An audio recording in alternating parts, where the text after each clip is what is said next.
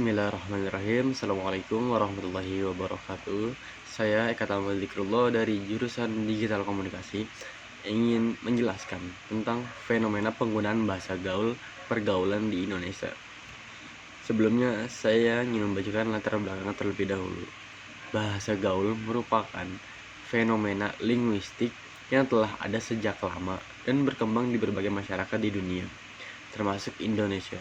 Kemunculannya didorong oleh berbagai faktor, baik internal maupun eksternal, yang saling terkait dan berkelanjutan. Selanjutnya, apa itu bahasa gaul? Bahasa gaul adalah bahasa yang digunakan oleh sekelompok orang tertentu untuk menunjukkan identitas dan solidaritas. Selanjutnya, faktor-faktor yang mendorong penggunaan bahasa gaul.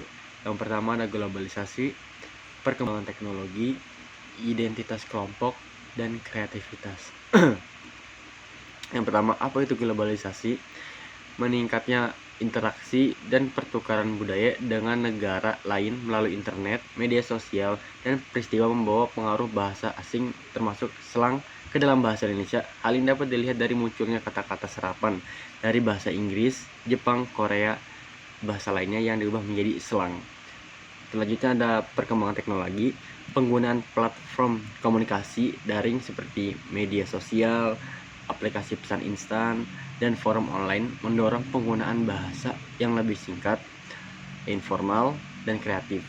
Singkatan, akronim, dan emoji menjadi bagian dari bahasa gaul untuk menghemat waktu dan tenaga saat berkomunikasi. Selanjutnya ada identitas kelompok.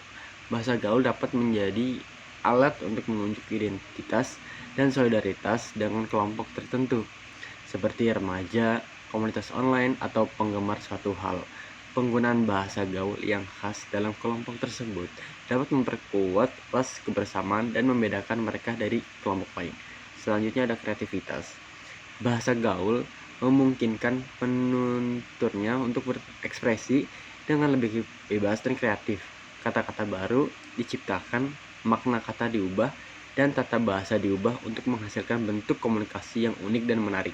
Hal ini menjadi daya tarik bagi penutur bahasa gaul untuk mengekspresikan diri dengan cara yang berbeda. Selanjutnya jenis-jenis bahasa gaul yang digunakan di Indonesia. Yang pertama adalah bahasa gaul daerah.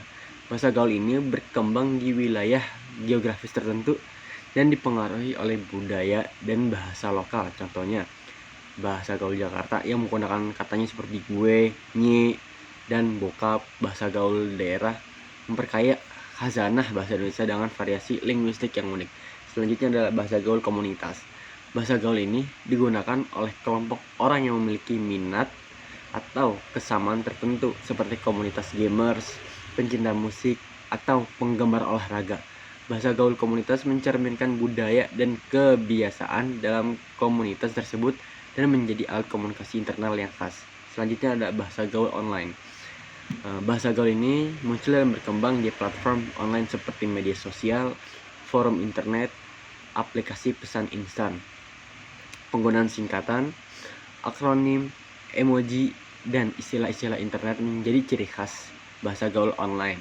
Bahasa gaul ini terus berkembang mengikuti tren dan perkembangan teknologi. Selanjutnya adalah dampak penggunaan bahasa gaul. Yang pertama, dampak positif memperkuat hubungan, ekspresi kreativitas, dan komunikasi informal. Bahasa gaul dapat membantu orang untuk lebih dekat dan membangun hubungan dengan orang, terutama dalam konteks informasi dan santai. Penggunaan bahasa gaul yang sama dapat menciptakan rasa keakraban dan soliditas. Selanjutnya ada ekspresi kreativitas. Nah, bahasa gaul ini dapat memberikan ruang bagi penuturnya untuk mengekspresikan diri dengan lebih bebas dan kreatif. Kata-kata baru, makna baru, dan gaya bahasa yang unik dapat diciptakan untuk menciptakan pesan dan ide dengan cara yang menarik. Yang terakhir ada komunikasi informal. Bahasa gaul ini dapat mempermudah komunikasi dalam situasi informal seperti percakapan sehari-hari dengan teman atau keluarga.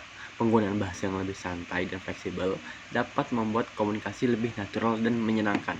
Selanjutnya ada dampak negatif.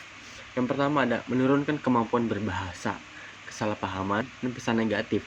Yang pertama, menurunkan kemampuan berbahasa.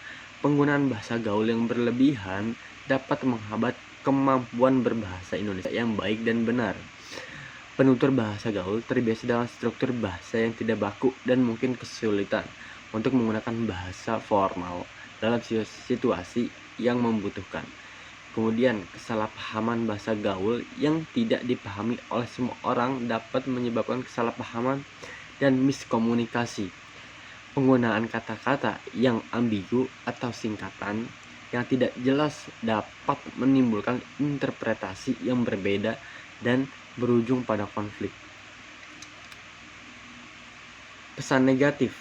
Bahasa gaul dapat digunakan untuk menyampaikan pesan yang negatif atau menyinggung. Kata-kata kasar,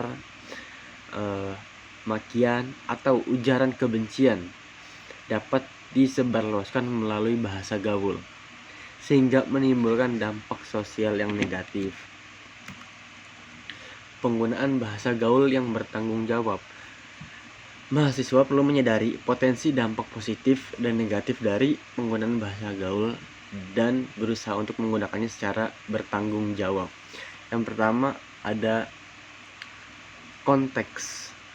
Konteks mempertimbangkan konteks dan situasi saat menggunakan bahasa gaul.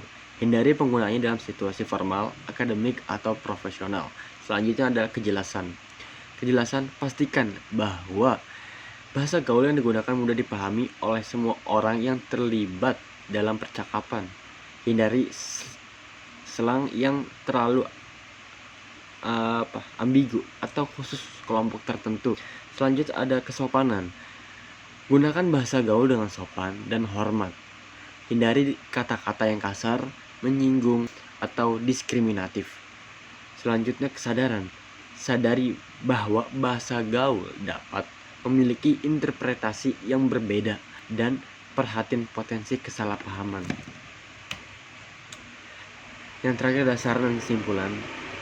Yang pertama, gunakan bahasa gaul dengan bijak dan bertanggung jawab. Pertimbangkan konteks dan situasi saat menggunakannya. Hindari pemakaian dalam situasi formal, akademis, atau profesional. Yang kedua, perhatikan makna dan dampak dari kata-kata gaul yang digunakan.